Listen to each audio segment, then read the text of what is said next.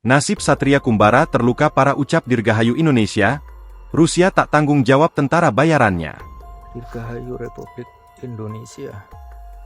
Ex-marinir TNI AL, Satria Arta Kumbara yang jadi tentara bayaran di Rusia dikabarkan luka parah akibat dihantam drone dan mortir Ukraina.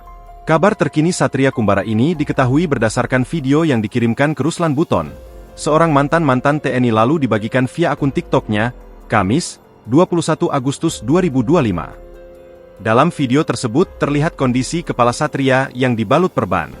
Dalam video tersebut, dengan susah payah, Satria mengucapkan selamat Dirgahayu Republik Indonesia. Video tersebut merupakan kiriman Satria kepada Ruslan Buton melalui aplikasi chatting WhatsApp. Setelah itu chat terputus, dan itu menjadi ucapan terakhir dari Satria Arta Kumbara.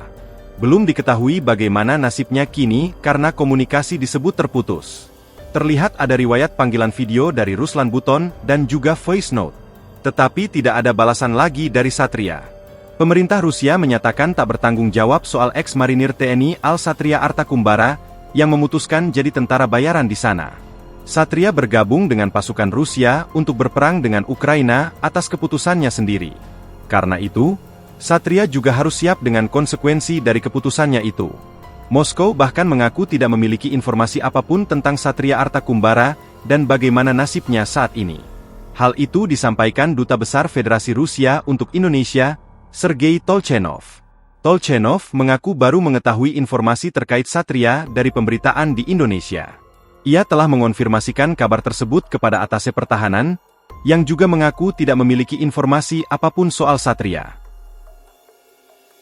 Download Tribun X sekarang, menghadirkan lokal menjadi Indonesia.